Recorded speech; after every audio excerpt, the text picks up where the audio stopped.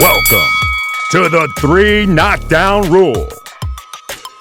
Starring Mario Lopez and Steve Kim. Presented by Hustler Casino and UFC Fight Pass. Ladies and gentlemen, the 3 Knockdown Rule on UFC Fight Pass is in effect. I'm Steve Kim, joined by Mario Curtis Jackson Lopez. Because I'm fitty. Oh, very good. Got that. Like that one, huh? See, when you come with some clever takes, I'm here for you. Don't come with me with no moniker out the gate, Kim. You know how that puts me in a bad mood. All right, but anyway, we got a full show. We want to thank everyone that helps make this show possible. We have Smoke and Tim Frazier, and on the edits, Tino. All right, let's go to the bout sheet for today's show. We are back after a week hiatus, so we have fight review, big news on the future of Showtime Boxing, Ask Mario, and Final Flurries. But first, we want to let you know this fine program is sponsored by Hustler Casino, located in Gardena, California, just 20 minutes away from downtown Los Angeles. Check out the latest promo, So Fine Sundays, where they're giving away tons of cash. Beat the stadium traffic and play your favorite games at Hustler Casino. For more info, go to hustlercasino.com. Also, thanks to our sponsor, neighbor right here in Hollywood, Scalp Micro LA. They offer a unique and innovative hair loss solution for men. They do a thing called SMP, which basically restores and replicates the exact shape and size of hair follicles by tattooing tiny particles of pigment into the scalp, giving the illusion of hair. It looks very natural, really cool. Actually, you can see results in little as one treatment. They can restore hairlines, make it appear more dense and thicker if you're starting to lose it. Also can camouflage burns or any other skin conditions you may have on your scalp. They use highest qualities of tools. If you're going bald or just looking for a new look, call our homies over at Scalp Micro LA. If you mention this ad, you get a free consult. If you're getting thin, he'll help fill you in. So let's get started. Round 1.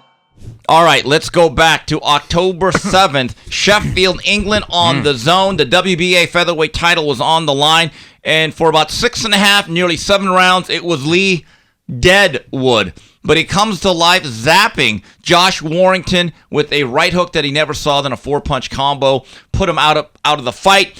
A dramatic turn of events. Mario Lee Wood announced recently he's abdicating that title. I thought he looked like a guy that needed to move up from 126. Well, that's the wonderful thing about boxing is that you're never truly out of it, right? You always have that puncher's chance. And case in point, in this fight, you mentioned he was losing, and if he took a lot of damage, he was able to pull it out. I don't know how that might bode for him in the future, considering maybe he had a lot of wear and tear, took some time off his career as a whole. I'm interested in the mindset of Wood up until that point. Did he have a go for broke moment? Did he just happen to time him? I'm curious as to what was going on in his mind prior to that. It reminds me a lot of the fight with Castro and John David Jackson down in Mexico on the Chavez undercard and Tony Lopez way back in the day. I may be dating myself right there, but that fight would have been stopped had it been here in the States. But talk about a guy who was getting beat in every corner of the ring and came back with the most beautiful left hook and had him out. So sort of similar in that vein. Kudos to him. We'll see how it affects him in the future. But man, that was all over social media and a highlight knockout video. The one thing about Warrington, he doesn't hit hard, but he hits a lot. It's like a hornet's nest just coming at you. And you could see Lee Wood was one of those guys, he felt like he was underwater. He saw things coming. He couldn't do anything about it. He tried to pull the trigger, and every one of his movements looked so labored. But that one shot, bang, he just snapped off a right hook, and the fight was over. And I guarantee you Warrington's probably sleeping every night thinking, how did I lose that fight? Because it looked like after 6 rounds, it's only going one direction. But that's the beautiful thing about boxing. You can hit the proverbial 10-run home run. And the cards in the UK, they have so much energy and there's so much passion. It makes the knockout even that much more dramatic, and it makes the event itself sort of elevated and that much more exciting. Later that night, also on the zone from the Cosmopolitan in Las Vegas, brought to you by GoldenBoy Promotions, a cruiserweight eliminator, Gilberto Zurdo Ramirez, with a solid workmanlike 10-round decision over the working man, Joe Smith. Now, I know Joe Smith had taken a bit of a hiatus, and we haven't seen him in the ring in a while, but I remember the last show we talked about it. He is still a heavy-handed guy, and I thought a heavier Joe Smith might be even a more dangerous Joe Smith.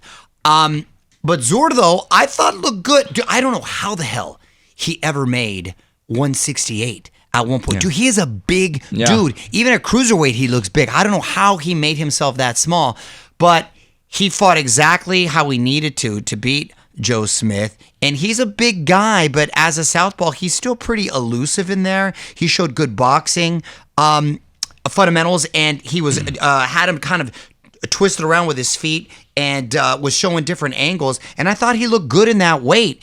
He says he's comfortable, wants to stay here.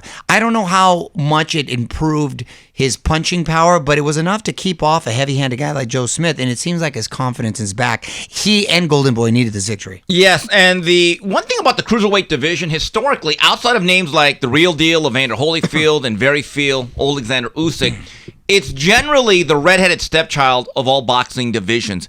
He gives it a little bit of, if not star power, brand awareness, because I think hardcore fans know who Zurdo is, and this was an eliminator. I think he's in line. The question is, based on what you saw and who he faces for a belt, would you have one more fight, a tune-up type at cruiserweight, or do you go straight for a title shot?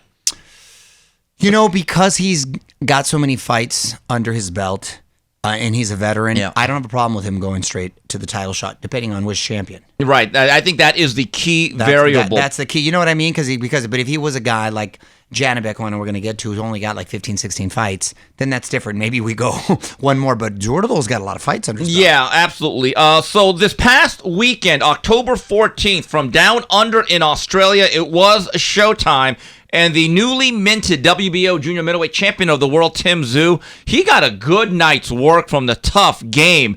Brian Mendoza winning over 12 rounds, 116-111, 116-112, 117-111. Mario, first 6 rounds, I thought this fight was relatively even, but then Tszyu really showed his class in the second half. Mendoza's tough. Mendoza's tough, and he came there to fight, and he just didn't want to lay down, and he had a valiant effort, so tip of the hat to him. I think the activity of Tszyu, this being his third fight this year, actually the past 7 months. Yeah, 7 months. That's considered Henry Armstrong-esque in this day and age. That's really, really busy. That's kept him sharp. That's kept him focused. He fought essentially his hometown, and I think when it was even a midway point, that experience proved worthy. He was able to pull away, started to put more pressure, and started to really let his hands go and do some damage. I really like the improvements that Tszyu has made. I think his confidence right now is at an all-time high, and I think the fact that he has been so active, he's kept really, really sharp. Outside of a Charlo, which we just saw not too long ago with Canelo, I don't think there's anyone that I would favor over him at 154. He's essentially the star in this weight class right now. Do you agree? He's the biggest draw in Australia, but he said, like Neil Diamond, he's coming to America. He feels as though he's got bigger frontier coming to America today. But anyway, but again, I'm not so sure Jermell Charlo, making that big money, fighting at super middleweight, now wants to come back down 2 weight classes to face this guy. Let's go back to Tszyu, February of 2022, when he fought Terrell Gaucher, when he got dumped on the canvas by that right hand in the first round. I said to myself, he is not ready. He's not seasoned for a Jermell Charlo. Then he waited around the rest of the year, thought he had Charlo at the beginning of January. That fight got canceled. I love the fact that his team said, you know what? We're not going to wait on anybody. We're going to work on ourselves. And think about it. The last 7 months, he's dispatched of Tony Harrison, Carlos Ocampo, and now Mendoza. That's a pretty good little run there. You either sharpen the blade or it gets dull. There's no in between. It's a black or white situation. I think he's one of the sharpest blades in boxing, and I'll make this proclamation right now. If Tszyu was matched up with Jermell Charlo in the first quarter of 2024, I don't know if he'd be favored, but I would pick Tszyu. I agree with you. And here's the thing. I think I wouldn't be upset with him if he squeezed another one in, but towards the end of the year, because he's done such a smart thing, which we've discussed before. Him and his team is not only stay active, to sharpen his tool, but also to build his brand. Yes. He's now very marketable. Like I said, I think he's the star, even though he's just fought in Australia in this weight class. I think he'll have more momentum, not just physical, brand-wise, marketing-wise, going into a fight, assuming if it was going to be with someone like a Charlo, which I'd really like to see. I think Charlo wouldn't have a problem going down if it was to unify those belts, and I don't think he'd be so reluctant because I don't think he has so many options based on that last performance. And like we said, I don't think too many people are going to want to or clamoring for that fight. But he can. This is a very much a bounce back fight to get his respect back if Charlo could come back and look impressive doing it. So I really like that fight. But fighters out there should look at TSZUY and say, look, that's how you carry yourself as far as staying active. That's the right attitude to have. Staying active, sharpening your tools, and building your brand. The only time, like I said, I think it's debatable where you're not staying, where you're maybe not staying as active is it was like a case like when Gennady Golovkin was going to fight a Canelo again, and that was inevitable. Then okay, maybe I don't do that other fight because he's a veteran already. He's proved himself, and you're waiting for that huge payday. If you don't have a Canelo around the corner, then you got to stay busy, man. Yeah, Tim Tszyu is now 24-0, 17 knockouts. And can we give Mendoza some credit? The number 3 rated junior middleweight coming into this fight by Ring Magazine. He was coming off a win over one of your favorites, Sebastian Fundura. He was tougher than a combat boot. No, he's tough, man. He's really tough. And look, I like that kid, and I think TSZUY too has performed well in his hometown, which I think says a lot about him too, character-wise. Like we were talking about Regis Prograis, who I like that kid, and we might get to him a little bit later too. It can go one way or the other. You could be distracted. It can go a lot. The fact that he can handle that pressure and has thrived on it, I think when he comes to Vegas, he's going to have like, assuming it's Vegas, he's going to have like, I have nothing to lose, screw it attitude. He might even let those hands go even a little bit more. I really am high on him doing well outside of the comforts of his home. It is uncanny how not only he looks like his father, but his movements in the ring are a lot like Kostya. It is like looking at a bigger version, almost a mirror image of the Thunder from Down He does Under. look a lot like him. Also on this night from Rosenberg, Texas on ESPN, brought to you by Top Rank, we have a new unified middleweight champion of the world. He holds the WBO and IBF middleweight title. Janibek Alam Kunala with the TKO in 6th war. Vincenzo Gualtieri. Say that again. Alam Kunala. God bless you. It almost sounded the same. Janibek is now a 2-belt holder. Here's the thing. I don't know what this did for him. It did add to his collection. He did what he's supposed to. I looked at that other side of the ledger. They're all held by PBC. I know. They're all at PBC. Like Erislandy Lara, right. Carlos Adames, Jermall Charlo, who has not fought in 2 years, and he says he wants to unify or become undisputed. I don't know if politically it lines up for Janibek. This I do know. Janibek is the best middleweight in the world. Ooh, you're going out there. Flat out. Flat out. And I don't think it's debatable. I got to see him train up close and personal out here at Brick House. First of all, he's a big middleweight and a southpaw, and my guy is disciplined. But the way, and what I loved about this fight is he'll put his hands down, right? If you noticed, he'll put his hands down and he kind of baits that jab. And as soon as he gets you comfortable and the guy will do a double jab, he comes over with that big right hook. Boom, in the uppercut. He did that 3 times beautifully. He'll go, he'll jab, and then he'll bring it down. He'll wait for you to feint. He's such a smart fighter laying these traps. He'll bring it down. He'll wait for you to come. Boom, comes up with the right hook. He had him and he rocked him every time he did it. I go, oh, he's smart. He's setting traps and he's smart. He's disciplined. He's fast, not crazy flashy, fast enough to get those punches off quick, and he's got some pop.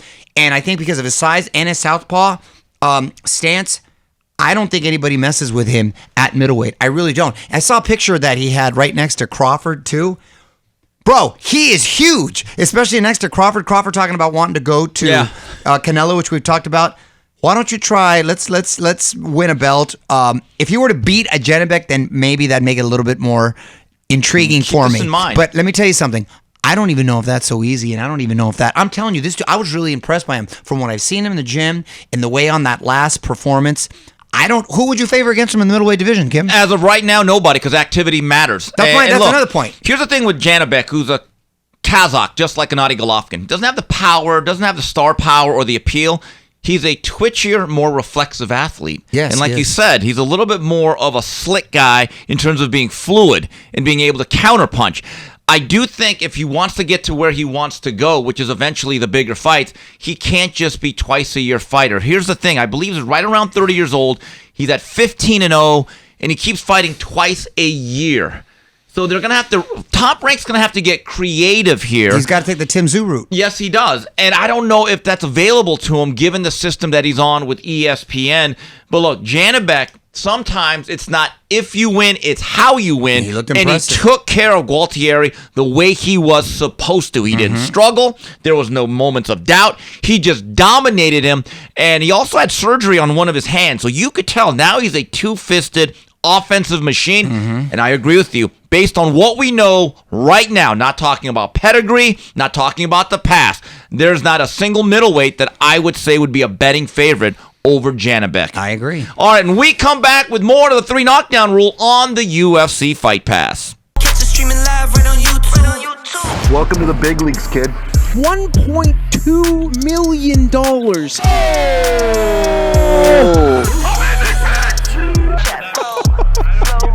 And I'm losing in this fucking game. What the fuck? There's a 400K flip. If I win by way, you get 10 grand. For my fans. What? I read it twice. Wow. All in a call. I'm not fucking leaving. Raise it up.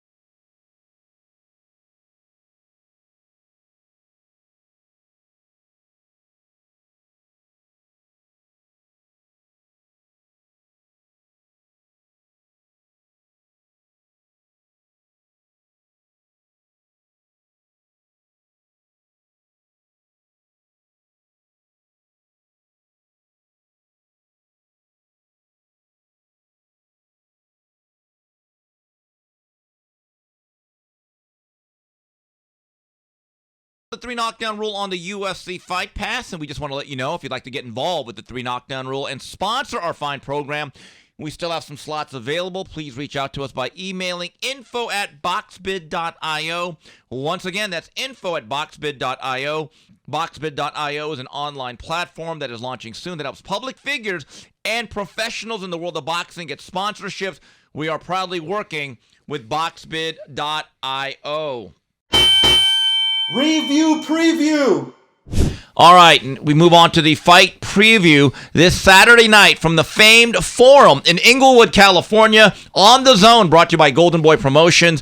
We have a welterweight crossroads fight, a lot of stuff on the line. ALEXIS Rocha takes on Giovanni Santillan, a battle of 2 undefeated Southbound welterweights looking for bigger and better things. Mario, this is a constant theme with me and the show.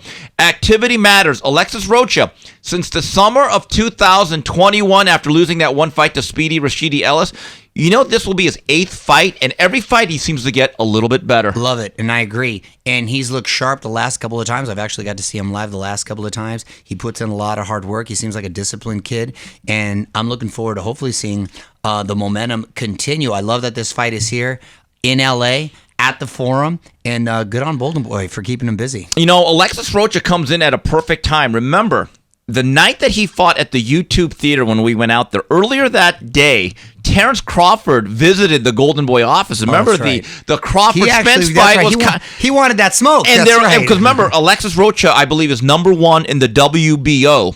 They were willing to take that fight. Now, this may actually work out for Rocha because if Terrence Crawford says, you know what, my days at 47 are over, that means there's 4 vacant belts.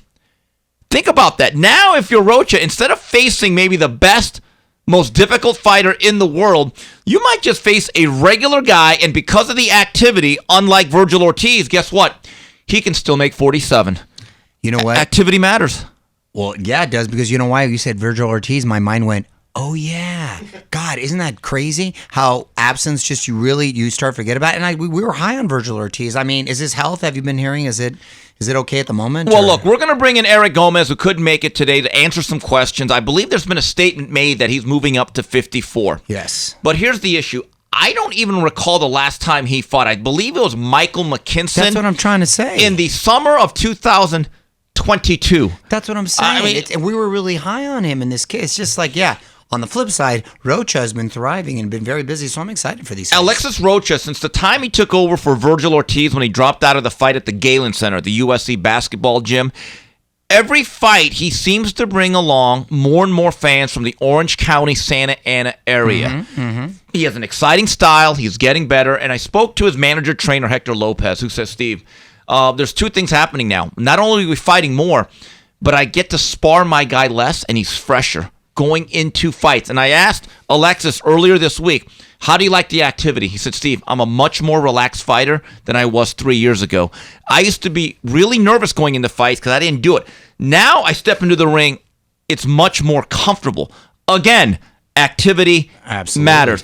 Also on the zone from across the pond, Jorge Linares. He's still at it, taking on the tricky, crafty Jack Catterall. So good luck to Jorge Linares. Fight. News and notes. Yeah, Mario, some news that came out on Tuesday morning, first reported by various people, I believe Mike Coppinger of ESPN. It looks like after a 37-year run in the sport of boxing, Showtime Boxing is shuttering its program by the end of the year. What I'm being told is they have the November 25th card, the pay-per-view with the David Benavidez and Demetrius Andrade, and they're going to do a farewell show on December 9th, and the names that I'm hearing are Keith Thurman and Danny Garcia in separate fights. Let's go back. 10 years ago, in 2013, if I would have told you, hey, Mario, in 10 years, there'll be no HBO or Showtime, what would you have told me? I would have cried. I've been really, really sad. That's our era. It makes me sad hearing it. Now, what I'm hoping, because at the moment it just leaves ESPN and DAZN. What I'm hoping is that these streamers will want to get into the fight game, and there's actually been some conversations that I've had with Oscar that they've already been having. Oh, so if it's supplanted by these streamers, and maybe they all start getting in on the action, then maybe it's a good thing, and it's just sort of a changing of the guard. It's called evolution. Right. But, man, it's a sad end of the era because let's think about all the wonderful fights, both on HBO and Showtime, and some of the best fights we've ever seen. It makes me kind of sad, and it also makes me feel freaking old. Yeah, in 1986 was their first fight, and I remember it very fondly. Yeah, you because, were 20 then. Well, no, it was no.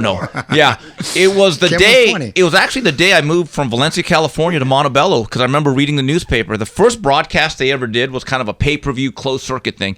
Marvin Hagler against John Mugabe, which ended up being the final victory of Marvin Hagler. And the first regular Showtime fight was in September.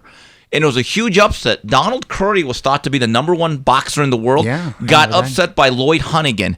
Wow. And throughout the years, they developed. They were kind of like the Hertz to the Avis, the Pepsi to the Coca-Cola of HBO. So I remember a lot of these fondly by the broadcast teams themselves. Of course, on HBO, and we had them on recently, we had Jim Lampley, along with Larry Merchant. Emmanuel Stewart. And Roy Jones, Max George Foreman Kellerman. came in, Max Kellerman. Yes. Showtime, we had Al Bernstein, along with... Steve Albert. Steve Albert. I'm sorry, that's Bobby what I was thinking Ches. of. Bobby Ches was good. Ferdy Pacheco. Ferdy Pacheco was good. I thought Bobby Ches and Ferdy Pacheco were good. You didn't like him as on the mic? I always thought he was kind of a blowhard, and I like Ferdy And I'll Pacheco. never forget that during the Pernell Whitaker Chavez fight, he kept calling him Pee Wee Whitaker. And I'm like, Ferdy, it's Sweet Pea. He just killed me that night. Pee Wee. He called breaking him his balls. Pee-wee. He was like 80-something already. He was great. I liked him. And Bobby Ches he was a very articulate guy. I might say one of the best fighter-turned-broadcasters ever. Would you say that? Yes. I think it was part of Mensa. He was a smart guy, had some issues. He had some issues, but he was a smart guy. But he was great. But I remember the broadcasting. It's because I remember the voices and the moments. Bobby Ches, Al Bernstein, Steve Albert. Who else? The Paulie Malignaggi. That's the first time for a while. Yeah, and then also Steve Farhood. Steve Farhood, yes. Played a big role. Steve Farhood, yeah. See these names now. I hear the voices and it takes me back to all the fights and stuff. My favorite moments on Showtime, I still say the greatest fight that I ever saw. Castillo Corrales. And that was part of the late, great Jay Larkins. No, that wasn't even a sold-out crowd. That was just 4,000 people. I know. I couldn't believe it. You know why, though? It was the week before Trinidad Winky Wright.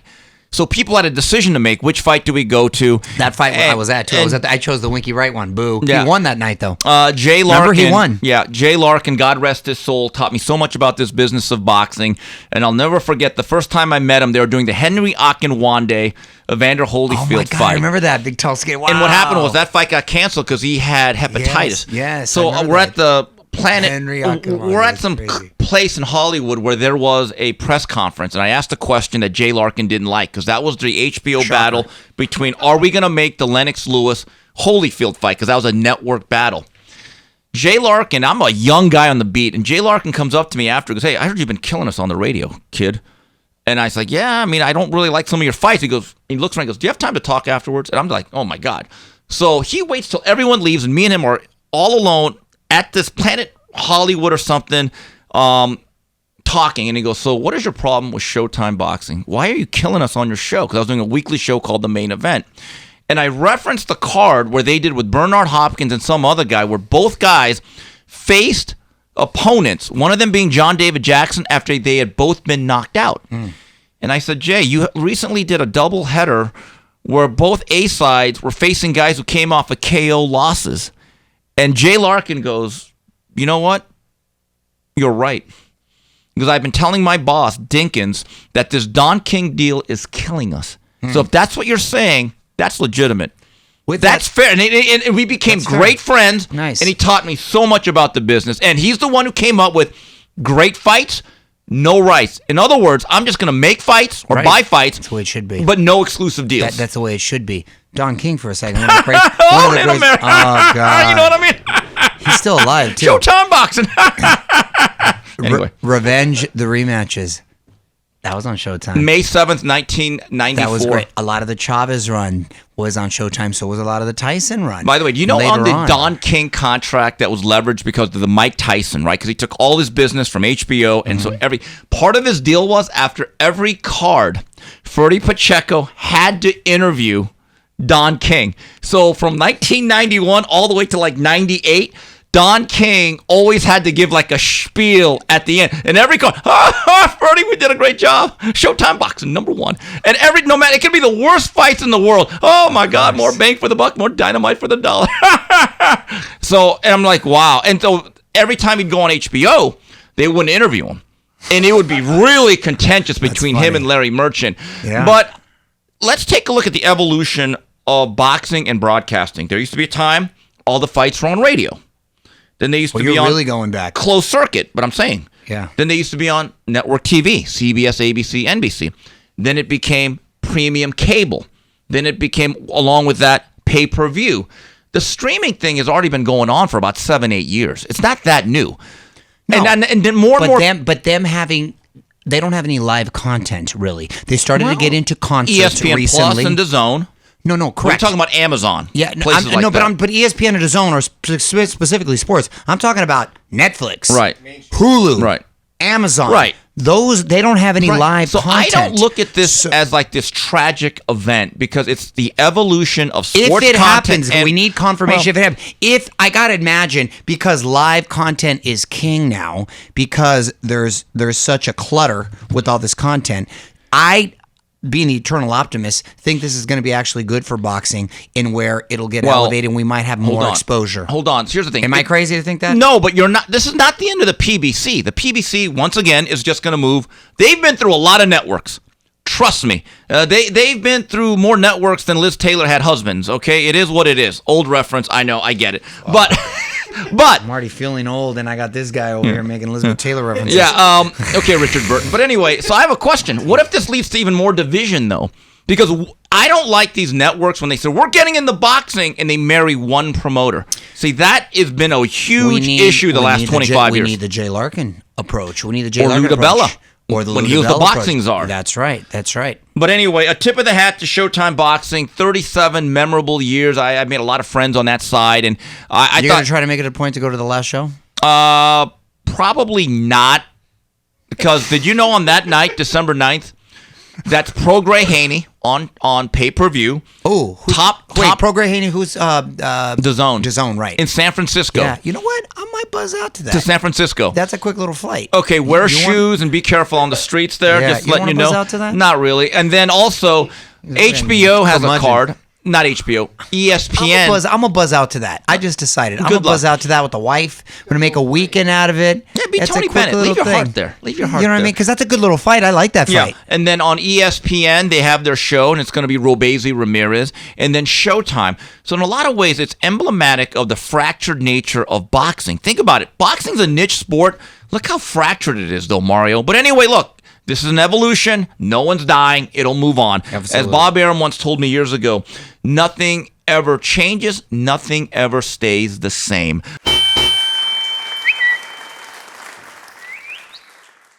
Moving on to the Ask Mario portion of 3 Knockdown Rule. Here's one from Ryan Longer. Deep. Have you or Steve ever met Al Heyman? And did you ever thank him? Did you thank him? First of all, I don't know who the hell Steve is. Yeah. Number one. I actually had a conversation with Al Heyman, a long one. What? On the phone. So I still didn't Wait a meet minute. him. He's You like never Kaiser. He's told- like Kaiser Soze. Oh, I had a nice guy. Can I tell you something? Really nice guy. Yeah. When was this? This is when I was doing a show, if you remember, with focusing on certain fighters, and he had Leo Santa Cruz, Abner Mares, he had all these guys. That's about 8-9 years ago. Yeah, then. exactly. And had a long conversation, about a half-hour conversation with him. He was very much a gentleman, and was very gracious with his time with me. But I never did meet. He doesn't live in L.A. Lives in Cleveland, doesn't he? Yeah, so that's why I was like, oh well, I'm not going to be going to Cleveland anytime soon. So Did you guys discuss business? Yeah, we discussed business, and there was no Zoom, Right. so I didn't see him. Right, there was no Zoom then, He likes it that way. and so so I've talked to him, but I've never like shaken his hand. You see his boy all the time. Well, that's Sam Watson and his sons. And his sons, the twins. Unlike 99% of boxing, you've actually spoken to Al Heyman. You know, Long conversation. most of his fighters have never actually met him or really shaken his hand.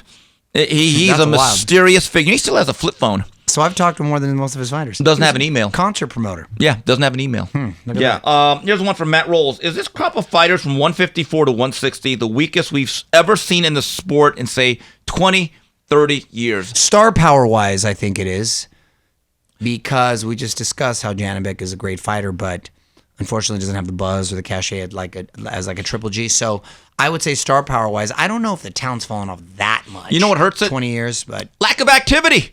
Nobody builds that anything. hurts the sport in general. Right. And so Not just those weight and you're classes. absolutely right. But look, here's the thing. When the two Charlos rarely fight, and they could have been like the big names there, that's why it's important that a TSZUY just grabbed the bull by the horns and said, doing you know it what, right. I'm going to make a career. He's doing it right. I'm going to get going. Here's one from Ivan. Crawford is 36, but is about that life, being in the gym and staying in shape. Yep. If he doesn't retire and keeps fighting, will Crawford be the closest thing to B-Hop? Beating good, maybe great level opposition after 40. P.S. I still remember when Hopkins gave Pavlik a clinic. I was there. What a performance. Couldn't believe that, especially on the heels of him beating Taylor twice. Yes. Who beat Hopkins twice. Shaky decisions, I thought, both. But anyway. But, yeah. but he won, right? So that's why the boxing math doesn't ever really add up. But yes, that's a very good comparison. If he stays within certain weight classes Correct. or progresses up. Correct. We didn't talk about this earlier. We've talked a lot about Crawford Canelo. Maybe, here's the thing. Because of his WBO super champion status, being the champion at 147, do you know that Crawford has rights to pull the trigger and say, hey, I want TSZUY as the mandatory? What do you think of that fight?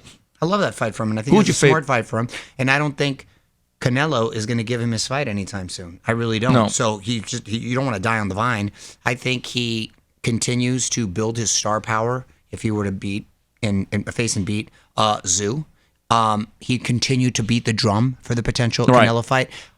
Speaking of Canelo, much like Fury is taking this big money fight with Ngannou, obviously he's the best heavyweight in the world and being the champion and all. On social media as of late, Conor McGregor and Canelo have been jabbing each other. I don't know if Canelo's at the point yet where like, yo, let me just go grab this bag real quick. And because Canelo's the kind of guy that might do that and then he'll go back and fight like a Benavidez or something. Which again, if you do that, just like Fury is doing that and going to fight Usyk, I don't have a problem because it's a fun novelty fight. But he's talking about... Look, he's had 64, 65 fights. He's put in some work. I'd actually give him a pass. Of course and he fights somewhat regularly, much more than Tyson Fury. Absolutely. So, look at the people. That's what I'm saying. Because I wouldn't be surprised if that actually becomes a reality, is what I'm saying. And I think he I don't know if deserves the right word, but giving him a pass, or I don't think anybody will give him a hard time about it. No, and you understand what I'm saying? Like I do. I agree. And going real quickly, TSZUY would give Terrence Crawford a much more difficult fight than Errol Spence did a few months ago. I'll just leave it at that. Oh, no, absolutely. By the way, I think Canelo, as opposed to Mayweather, would have no mercy. He's a mean dude. I think he'd put hands and hurt McGregor. Yes. I don't disagree. Ignacio Ortiz, after his win this weekend, does Janibek eventually fight Charlo, Adames, or Lara to become undisputed at middleweight, or will politics prevent it? Oh, gosh. Also, what do you think of Subriel Matias against Urgashev on the undercard of Benavidez Andrade? Again, Matias... Urgashev, people thought that was going to headline a Showtime card on November 4th. Yeah, Obviously, a fun little card now. That's not a bad little card. Here's the thing with Janibek. I looked at one of his mandatories. Rated number 1 in one of those sanctioning bodies where he holds the belt is Chris Eubank Jr. Now, Mario, that's one that could be a star-making performance. He should actually go to England and say, you know what, here you go. Ooh, I like that. That's good. That'll start clamoring. Ooh, I like that's a good, smart business decision. Because here's the thing with Janibek. By the way. Janibek fought in Rosenberg, Texas, which I've never actually heard of the city. It's on the outskirts of Houston. Not a lot of Kazakhs there, I'm going to assume. Right, yeah. Maybe a lot of Jewish folks in Rosenberg, right? But anyway, stupid. They did not sell a lot of tickets. In fact, they had to kind of paper the arena. If he would go to the UK and fight Eubank at the O2 Arena, that's 20,000 people. And look at the track record. There have been certain fighters that have been of American ilk, or even a Golovkin when he fought Kell Brook. That helped his brand. That fight sold out in 20 minutes. Absolutely, but do you think Eubank would want that smoke? Do you want to be a champion or not? This is my thing. No, that's what I'm saying. Well, these guys, Kim, you know them. They have quotes like, being a champion is not important to me. You literally hear that. You know, that's sad. It's embarrassing. Because 5 years ago, say that out loud? Because that's 5 years ago. That's a rhetorical question. You're right about it. So listen, not to switch gears too much, but coming up this Saturday is going to be one of the best UFC cards in a long time. Islam Makhachev is going to have a rematch with Volkanovski. Khamzat Chimaev is going to fight Usman Kamaru.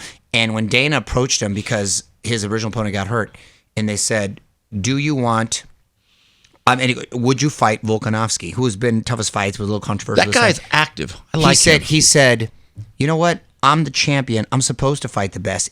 It shouldn't matter who's in front of me. If I train and I prepare, bring them on. So yes, I want to fight the best. And he said yes. And Dana said, I'm going to put that quote on the wall. I'm going to make that apply. But that's the attitude you got to have as a fighter. It shouldn't matter who's in front of you. You should want the best. Yep. Take that business hat off and worry about being a champion. And he exemplifies what a real fighter. This is a hardcore guy from Dagestani. You know what I mean? So they don't make them like that here in America anymore, unfortunately. But that's the attitude you need to have. Well, let me say this to all the boxers and all the boxing jock sniffers and all the groupies that live vicariously through these fighters. You may hate what Mario has said, and you might say you're not the one getting out there, you're not the one getting punched. What about fighter empowerment? All of that is true. I get it, but I make 2 points. Number 1, the fighters choose to be in this profession. They are not forced to do this. Number 2, they're actually getting paid very well. But this is the other question. Which sport, UFC/MMA or boxing, do you think is trending better in the United States based on those contrasting attitudes? Bottom line. Exactly. Anyway. Final flurries. Moving on. Final flurries. Mario, the Dodgers are a great team all the way to October. What's going on? Well, in their slight defense, Julio Urias decided to wild out, put hands on his woman. That was the number 1 pitcher. He's out of it. Trevor Bauer got wrongfully railroaded, and he was a stud. He's out of it. Dustin May got hurt. Gonsolin got hurt, and Bueller was hurt. They were bringing him back, and he got hurt yet again. Bueller. So we had rookies out there, bro. So and then Kershaw, unfortunately, he's got a lot of miles on him. That happened. So in our defense, you went to that game when he got lit up, didn't he? Bro, I was at that game. It was the last. It's still a good time, though, wasn't it? Outside, it was a great time. I was blaming it on my daughter. She was bad luck, but.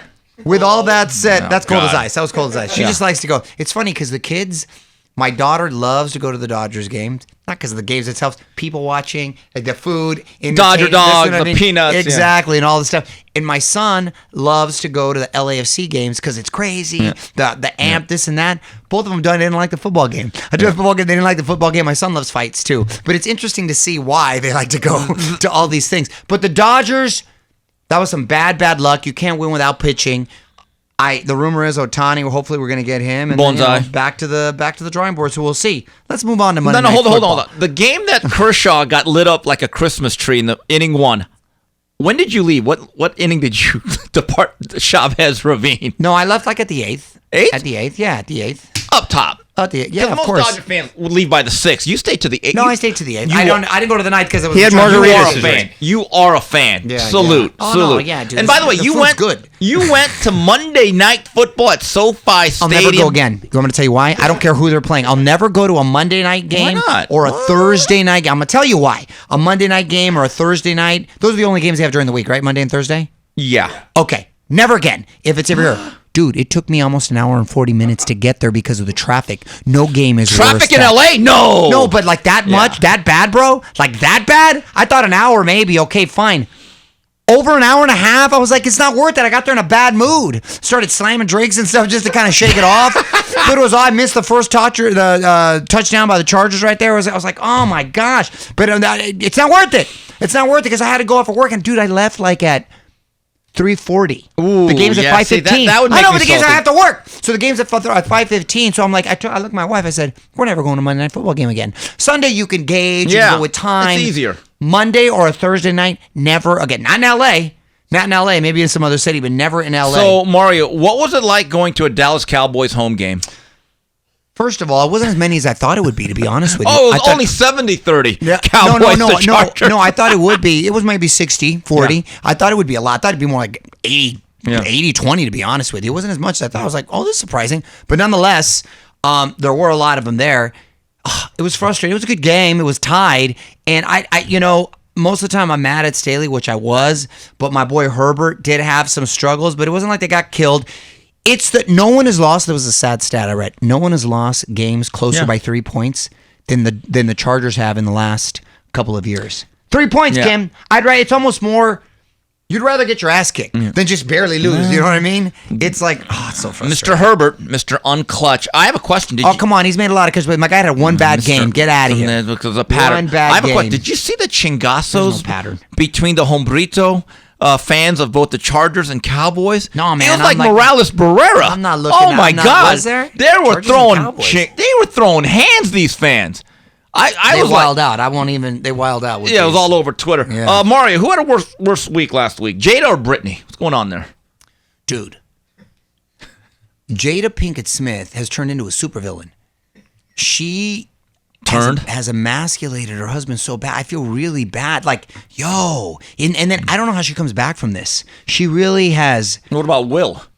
Well, Will, look, you're more like embarrassed for him, and just like you're like shaking your head. Would you actually kind of like get angry? We're talking about Jada, dude. She said everything from we haven't even been together. Poor Chris Rock's like, yo, wait, what am I getting slapped over here? Or keep my ex-wife's name out your mouth. I mean, what the hell's going on? And then to where Tupac asked her to marry her. That timeline doesn't match up exactly. That one meme. Let's meme, not talk about that. Oh my God! Took her sons, introduced her to psychedelics, kept her from killing herself. Like, yo, I'm the kind of guy that, I like to keep my private life private.